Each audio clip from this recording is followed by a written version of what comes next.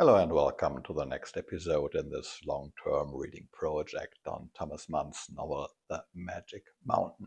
Today we are looking at the last episode of the sixth chapter, this episode with the title A Soldier and Brave. And you can find all the previous videos of this series here in this playlist. And as usual, you can also select the individual chapters of my video by using the timestamps given below. Okay, first chapter of my video, as usual, let's take a quick look at the plot, what happens here in this episode. Joachim's attempt to participate in an active military life as a soldier has failed. After a couple of months, I think 9 months in total, his health deteriorates. He has to return to the Berghof, and this is initially downplayed as a sort of minor follow-up treatment, but it really is the beginning of the end. Tuberculosis has attacked his larynx and his heart, and so after a few months, Joachim will die. So this is the main plot event in this episode, but there are also two additional important thematic blocks that are inserted in this episode, in this framework of Joachim's return and death. And as is, on the one hand, we learn from Nafta, or Hans learns from Nafta about Settembrini's Freemasonry, and also he learns a number of other additional interesting things about these mysterious secret societies, such as also the Freemasons and the Illuminati and the Rosicrucians, etc. On the other hand, there is also at the center of this episode another one of these lengthy and complex and great debates between Settembrini and Nafta. And this one is about the role of literature and rhetorics and of humanist education in general. Okay, and in the following chapters of this video, we will take a closer look about how these different elements are connected and perhaps also make sense in this combination. So first, I'll go through the various topics chronologically as they appear in this episode, and then we will take another look at the episode as a whole, and I'll try to examine or to present some cross-cutting themes that I think only become clear when we look at this episode as a whole. Okay, so let's start with the second chapter with this chronological overview of the events. Or it's not the exact chronology as things happened at the Berghof, but it's the sequence they are described in this episode, to be more precise. Okay, so the first one is Joachim's return. So Joachim has to return to the mountain area, to the Berghof, because his dream of becoming a soldier, so this was his lifelong dream, or we might call it an illusion, this has failed. It failed because of this, what is mentioned in the text with this Latin expression, rebellio carnis, so the rebellion of the flesh, of the body. So all his desire and his will cannot conquer nature, cannot conquer the disease. And so in this first phase, however, the illusion is not yet completely abandoned. It's only half-heartedly abandoned. They still do not, or also the others still do not fully accept the truth. The truth is still veiled. So there is talk of this minor follow-up treatment, although I think Joachim and Behrens, at least these two, probably know exactly what's going on and where this is heading to. So, and the second part in this episode are these revelations about Settembrini. So, and this is not exactly in the right chronological order, because this is a flashback. We learn here about conversations that had taken place earlier between Hans and Nafta and between Hans and Settembrini at the time before Joachim returned to the Berghof. And in this conversation, Hans learns from Nafta that Settembrini is a member of the Freemasons, and he learns also a great deal of other things, interesting things about other secret societies. Some things are purely interesting from the historical perspective. Some other things seem to be, at least to Hans, they seem to be almost scandalous. And I think Nafta's goal in churning out these stories is very obvious. He wants to discredit Settembrini in the eyes of Hans. So his criticism goes in two directions, I think. On the one hand, he accuses Settembrini, who always praises the light and clarity of reason. He accuses this man of being tied to such a mysterious society with all their secrecy. And okay, Freemasonry is historically linked to the Enlightenment, but still it has some almost religious, esoteric traits. It is working with some secret knowledge, with some secret initiation rites. It has all these mysterious titles of the hierarchy. So there's a bit of mystery around this, which doesn't go well with this attitude of Settembrini of being always clear and reason and truth, and the light has to shine on everything. So this is an accusation of inconsistency, which naturally undermines Settembrini's credibility. And on the other hand, the accusation is that Settembrini is actually sort of naive, because he, at least Nafta says that Settembrini has no idea of what dark and irrational currents have historically shaped these secret societies. So that's another flaw in Settembrini's authority as an intellectual mentor for Hans. And in principle, NAFTA's action is just the counterpart, or is just the retaliation act to an earlier conversation that Settembrini had with Hans, and where Settembrini filled Hans in on NAFTA's Jesuit background, and also with the intention of putting NAFTA in a bad light, and warning Hans against a too close contact with NAFTA. So both Nafta and Settembrini, I think they have attempted to drive a wedge between Hans and the other. And if one looks closely at the text, I think they have ultimately succeeded.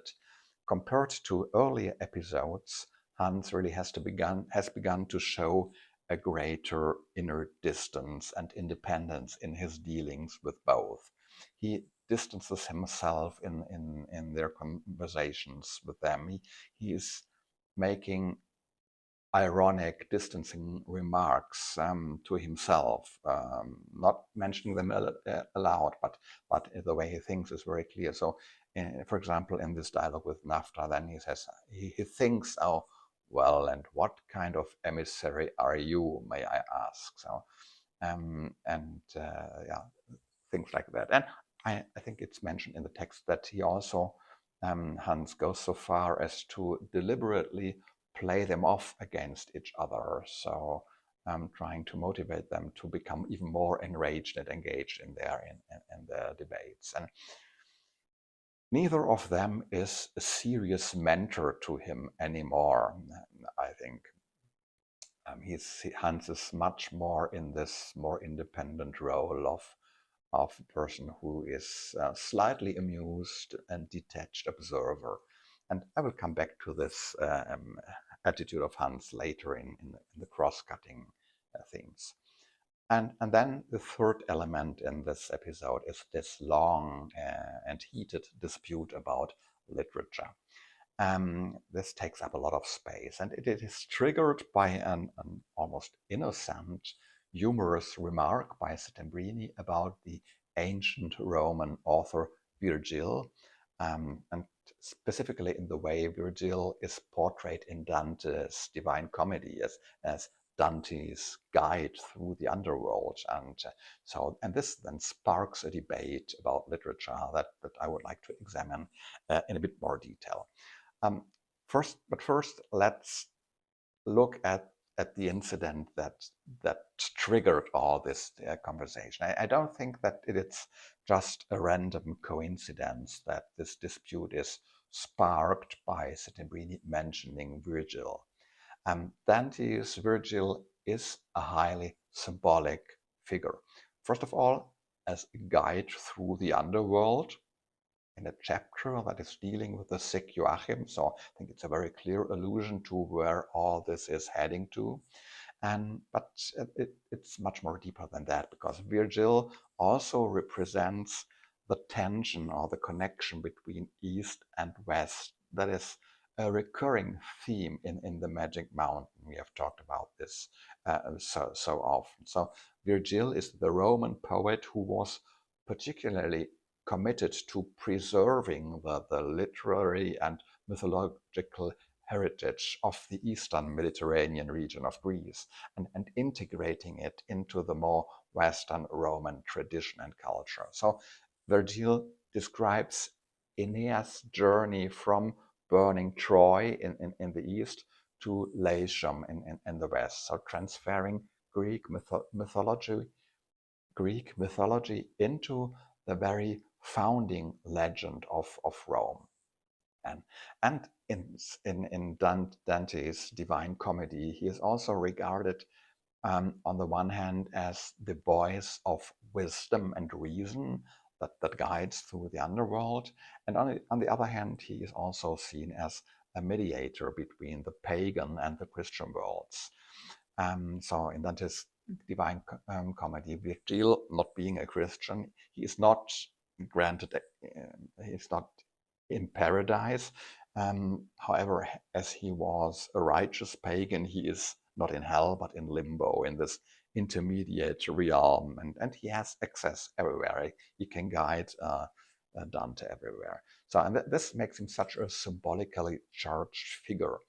And so this connection between paganism and Christianity, link between Greek and Rome, East and West, and a guide through the otherworldly parts. So his weak point, or a point of criticism, was that the ancient poet Virgil can also be regarded as a poet in the service of the emperor Augustus. So a poet in the service of the ruling class. And this is partly true. So he accepted the patronage of the Augustan regime, and the Aeneas can also be read as a legitimization of the rule of Augustus. And there are also explicit propaganda passages in this work. But I think this view is clearly too simplistic. In Virgil's defense, it can be argued that Augustus had demanded an Augustes, but he got only an Aeneas, so which is not a pure adulation of the ruling emperor, but it's more putting the emperor figure in an ideal historical, the context of an ideal historical role model as an emperor, also embedded in the divine plan of destiny. So this is also a measure to make Augustus, to hold him accountable, really to live up to this role model. And incidentally, Virgil wanted to destroy his work, or wanted to have it destroyed, which also speaks more for an attitude of artistic perfectionism than for sycophancy. And also in parts of his work, in Dido's tragedy, Virgil also does not mince words when it comes to criticizing imperial brutality, and also mentioning the human cost, or the death toll of building and maintaining an empire. This is not concealed in his work. So, but Nafta, of course, he hits hard with his points of criticism of Virgil.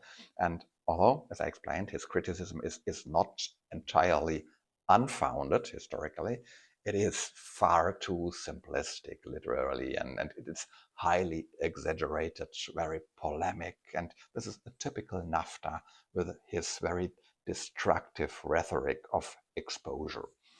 And as for the actual debate about literature here here's a brief outline of the main arguments, because I think it's easy to lose track of the two men's verbal sparring. So first, there is Nafta's personal attack on Virgil, which is, of course, also directed at Settembrini, because in his joke about Virgil, Settembrini had presented himself as a Virgil-like guide for Hans. And then Settembrini counters this attack with historical defense of Virgil, and he highlights Virgil's literary achievements, and he tries to beat Nafta on Nafta's own ground, theology and church history. So he tries to beat him with arguments from church history, because in the Christian Middle Ages, in Nafta's favorite era, Virgil was held in very high esteem. But then Nafta again counters also with church history. So he says that all this medieval worship of Virgil, that was already decadent. So the truth is what the ancient church fathers said. When they already warned against the lies of all these ancient philosophers and poets. So Nafta says that he's now hoping for a new era on the horizon. He thinks that now soon the moment will be ripe to return to this view of the ancient church fathers and condemning and eliminating all these pagan authors like Virgil. And he's optimistic that their current bourgeois humanistic education system will not last very long.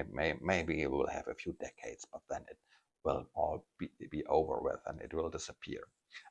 And then Settembrini launches into a fundamental defense of humanism and of this bourgeois humanist education system. And he accuses Nafta of blindness and hypocrisy. And he argues that without all the rich heritage of antiquity and its poets and philosophers, without this, the whole of Christian theology and culture would be impossible. It would be inconceivable. He says something along the lines that you wouldn't have achieved anything on your own, you Christians. You had to study and to exploit all the ancient authors until you were sweating by trying to cobble together the elements for your doctrinal structures from their works or based in their philosophical works. And just as you did when you built your houses of worship from the stones of ancient buildings. You did the same when you were creating your philosophical and theological systems. You were exploiting all these ancient thinkers.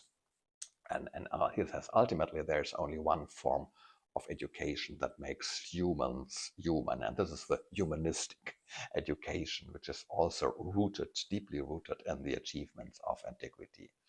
And then Settembrini sings the praises to literature. It's almost a declaration of love for literature, which may come across as somewhat melodramatic, but I think I still find it quite beautiful and in many ways still so true that I would like to quote some parts of it here.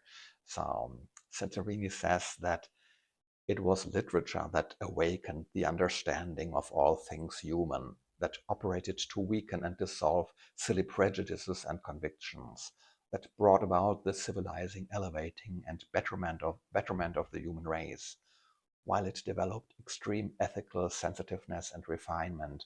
Far from being fanatical, it preached honest doubt, fairness, tolerance. The purifying, healing influence of literature, the dissipating of passions by knowledge and the written word, literature as the path to understanding, forgiveness, and love, the redeeming might of the word, the literary spirit as the noblest manifestation of the spirit of man. On this high key was Mr. Settembrini's apologetic pitched. Okay, then Nafta counters that Settembrini should not be so sure, especially not whether this idea will endure as an educational idea, and the undertone is sort of menacing here. Once the proletarian theocracy is established, we will see whether anything will remain of this ancient and humanistic nonsense. And then he falls into a fundamental critique of literature and poetry, and ironically, his arguments, or what he says, is also deeply rooted in ancient philosophy. He puts forward all these old ancient arguments that Plato already had made against poetry in his treatise on the ideal state. So literature is all just illusion and lies. It's just an imitation of reality, or an imitation of imitation, mimesis, and which has no place in an ideal state or in an ideal society. And the ideal society has no need for this sort of harmful lies. It is all deception and trickery and mischief with the aim of subversion or of nihilism. It's a form of pretense and lies, all of which is ultimately nothing else than high treason against truth and life, and it should be held accountable with inquisitorial severity. So, of course, this war of war also ends in a draw, and Hans Castorp in the end is no longer listening, because Joachim is not feeling well, and this day then truly becomes a turning point, from which point onward Joachim's physical decline becomes unmistakable and unstoppable. So, and that's then this is the bridge into the fourth part of this episode, where Joachim's decline and death are described. And I think we see two interesting aspects in this following section. Joachim's condition is revealed gradually, so it's not done through direct conversation between the two cousins, but both learn about it independently from Behrens. So I think this is symptomatic of this awkward emotional relationship between the two. This all the particularly important issues concerning Joachim, his such as his unhappy love for Marussia and his medical death sentence. All these essential topics, they cannot be discussed directly between them. This is very strange. And so this is also on a theoretical level, this is the first flaw in Settembrini's idealized view of language as the vehicle of reason, of clarification and light that illuminates everything. So the ideal is obviously not always achievable. It is not possible for everyone and in every situation to put into words what is really important. So Joachim himself, he remains speechless in face of his fate, or he consciously chooses speechlessness because he considers it particularly manly or soldierly, his duty to behave in that way. Between other characters, for example, between Behrens and the relatives, the language barriers have fallen. So here things are called very clearly by their names, and in Behrens' case also with sometimes disturbingly casual openness and bluntness. So in an openness that is also sort of revealing at times, when he says that of course they will do everything that is good and expensive. So in other words, he makes no secret of the fact that the dying are also good for business at the Berghof, because in their desperation to get a few hours more of life, they sometimes guzzle down 6 oxygen canisters, as we already learned in the first chapter. So it is interesting to observe how the language between the characters changes during Joachim's final journey. But the emotional change that takes place in Hans here is also quite interesting, I think. It is remarkable how often the text mentions the impression that Joachim's eyes make on Hans. And now we should remember that eyes have a special emotional significance for Hans. It was Přibyslav Hippe's eyes that fascinated him so much. And it was Claudia's eyes that attracted him because they reminded him so much of Přibyslav's eyes before. And later, the memory of Claudia's eyes later took on a life of its own. And now it's Joachim's eyes that touch him. Now, I don't want to imply or to suggest any homoerotic component here, not at all. I don't think that fits with the nature of the relationship between the two. But for me, it is an expression of a kind of a friendly love or a familial love in the sense of agape or caritas, charity, not eros or sexus.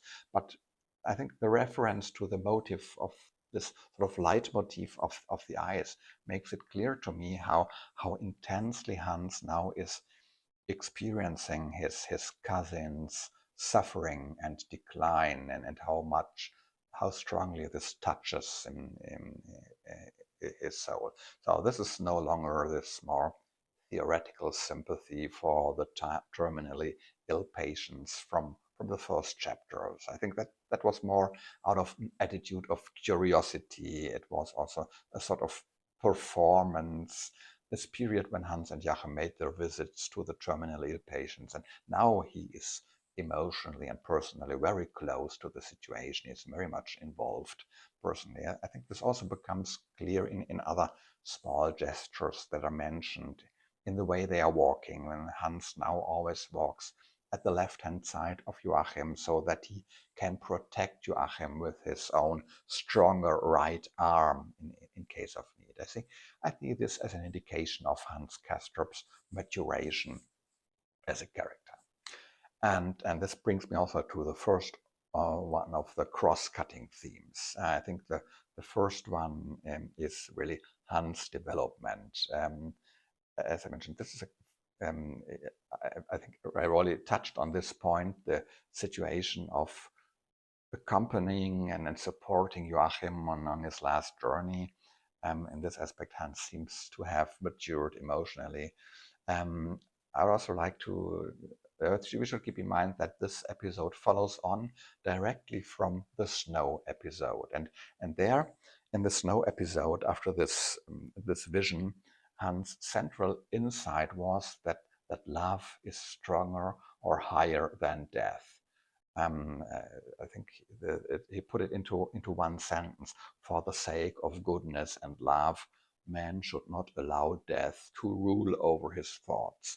And at the end of this snow episode, the narrator tries to make us believe that already during the dinner of the very same day of the snow episode, Hans has started to forget what he had experienced and understood in the snow. But I believe that this is not completely true. That is only half of the truth here, because this episode here makes it clear that something of this experience is still there and resonates with him.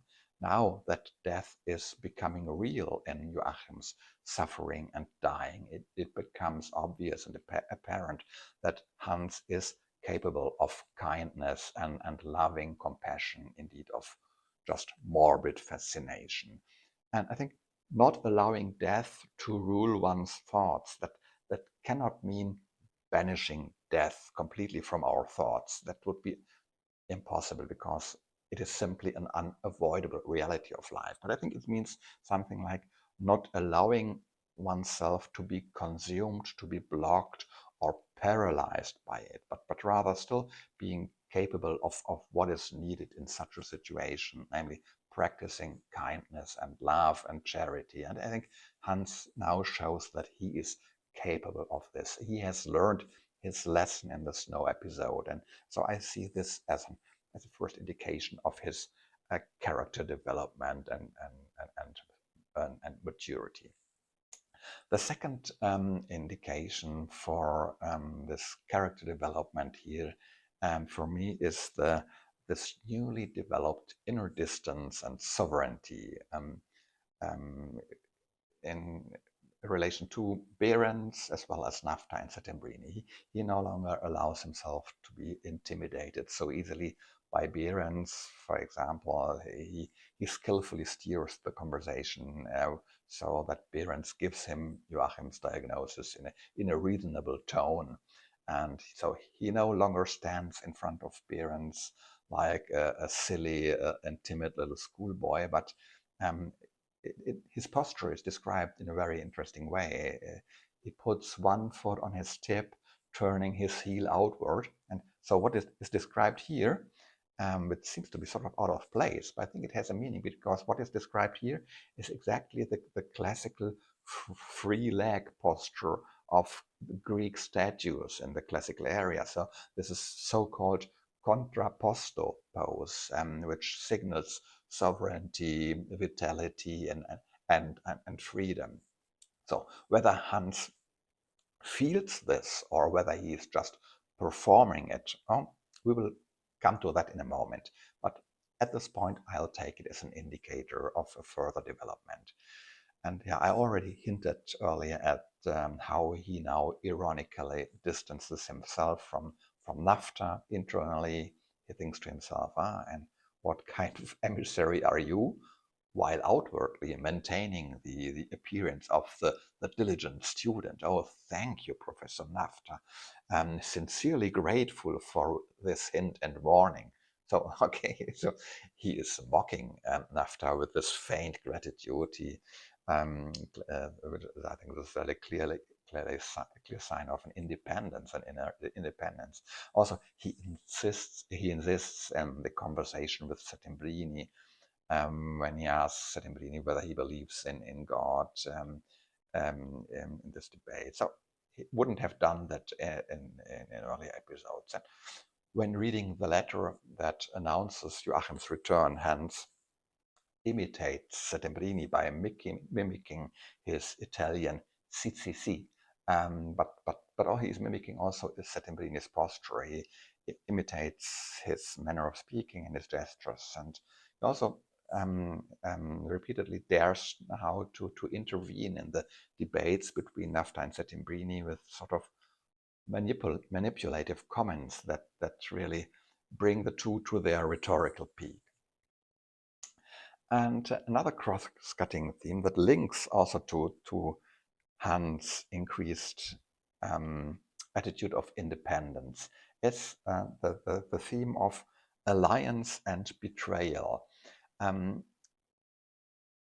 I find it striking that the main characters in this episode are all involved in specific institutional alliances, but in all cases there's also an aspect of betrayal in each of these relationships. Let me explain. So NAFTA is clearly bound to the Jesuit order, but he betrays or denies the very ancient humanistic Latin education to which he owes his own rise in the order and his rise within the order.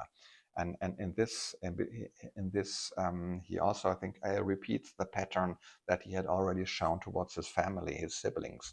He betrayed them by just entrusting them to the state welfare system and then cutting them out of his life, not caring anymore for them any longer.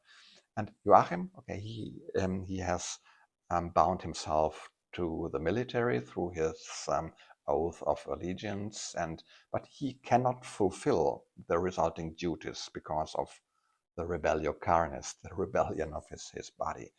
And Settembrini has joined the Freemasons, and in doing so, by joining these organizations, he is betraying the principles of pure rationality, the principle of condemning all secrecy and his principle of letting the light of reason shine into every corner.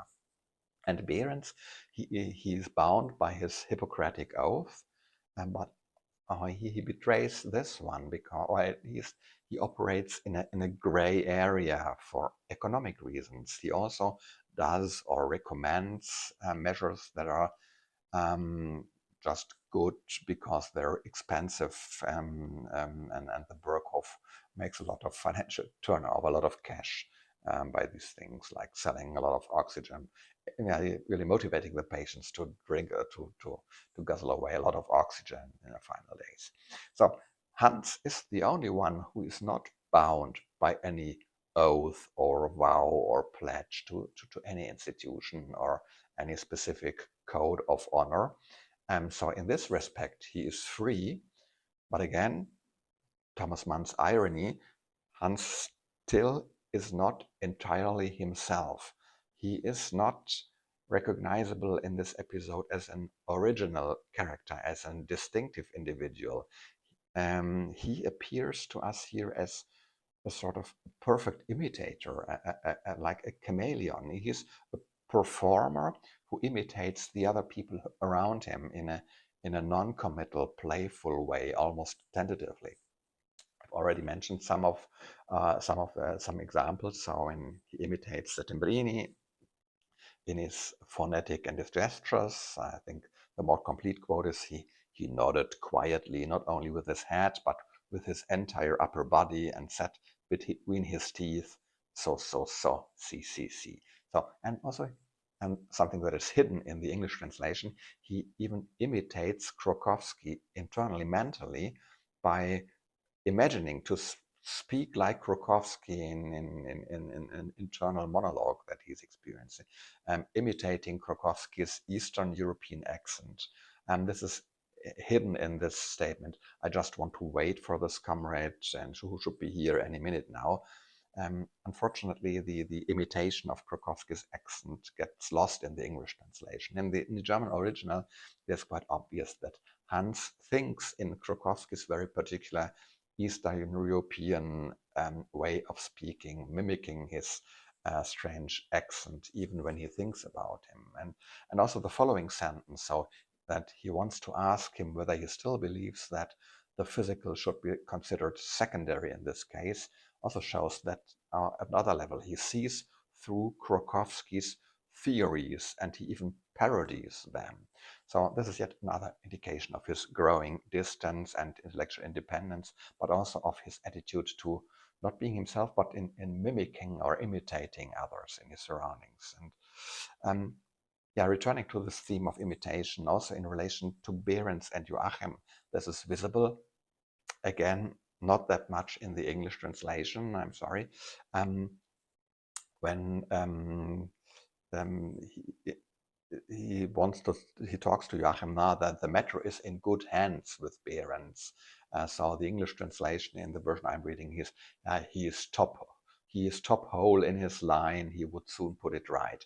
I think this in the German original, Hans says Behrens is a Hauptkerl und wird Remedur schaffen. These terms Hauptkerl and Remedur schaffen are very, very unusual words, and they are very specific, outdated military jargon of the 19th century and early 20th century. So Hans is talking to Joachim about Behrens in precisely the military jargon that both of them, Behrens and Joachim, both know well and use frequently. So Hans has mastered all the registers of imitation and performance, phonetic, cognitive, mental, and also this social lect of the military jargon. So what Hans is doing here, and indeed to himself, I would like to introduce another form here. It's a form of literarization. I don't know whether this word exists in English. It's making a sort of a literary rendition of the things. So this is an indication that literary in itself is as a topic, as a core theme here. And I think that's what I find fascinating here in this episode. The role and function of literature is a central theme here. And if you remember the dispute between Settembrini and NAFTA about literature, then we learned that one of the main criticisms of literature is that it is mimesis, imitation, and that is exactly what Hans does here. So the debate about literature and the mimesis function of literature is actually performed here through what Hans is doing, and it's not only through Hans. Thomas Mann employs an elegant trick here, shifting this literary treatment not only to the and not only using it at the external level, but also down to the implementing it at the level of the plot, at what the characters are doing and how they are behaving and how they are talking and writing. Hans' behavior is one example. Another one is Joachim's letters about his experiences in the military. You may remember that in the very beginning of this episode, some of these letters are paraphrased in the beginning of the episode, these are clearly not dry factual descriptions, but they are rather poeticized literary rendition of his experience. And there's the way this is described, it's deeply rooted in established literary topoi of a certain German 19th century humoristic literature that glorifies military life in an entertaining and idyllic way. And I'm afraid this again may not be detectable in the English translation, but that's why I'm mentioning this here. So you have to take my word for it. The way the content of Joachim's letters is paraphrased here, the German reader of the 1920s will have been reminded of a very specific literary genre when he read passages like this. So anecdotes illustrating the quaintly complex attitude of his cranky, fanatical sergeant major toward him, the blundering young subordinate in whom he yet envisaged the ordained superior of tomorrow, who already had the right to enter the officers' casino. It was all very fantastic and droll. He spoke of the small vexations and rewards of the service, of the wonderfully satisfying comradeship, of the sheepish loyalty of his bourge, of funny occurrences on the parade ground and in instruction, of inspection, of live feast, and occasionally mentioned social affairs, visits, dinners, balls. As I said, I'm afraid the English translation may hide the fact that in the German original, this clearly is not just a description, it really is a literary rendition of what Joachim experienced, expressing it in highly literary topoi that were specific for, were characteristic for specific literary genre about military life. And so I find a special twist by Thomas Mann in the fact that the core statements on this, core statements about literature from this extensive discourse on the functioning and role of literature. So literature as mimesis, as imitation, as a tentative adoption of other points of view, as a transformation of reality into artificial formal language, that all this is precisely what is demonstrated in the examples of this episode, not on the text surface, but on the level of what is said and written at the story level by the main characters, just as if the main characters like Hans and Joachim were applying precisely such processes of literary reworking their behavior and their talks and what they were writing. So mimesis, imitation, tentatively adopting other points of view, transforming their experience into established literary topoi and forms. This is what Hans, in particular Hans, is actually doing here. So he is practicing literature in the way he behaves in this episode. Very, very nicely done. Fourth and final point of this chapter on cross-cutting topics, I'd like to talk a bit about the title of this episode, A Soldier and Brave. So formally, this is not a complete sentence. It's an incomplete statement, because as a soldier and brave, it describes a mode of action, but it leaves open what action is actually meant or refers to.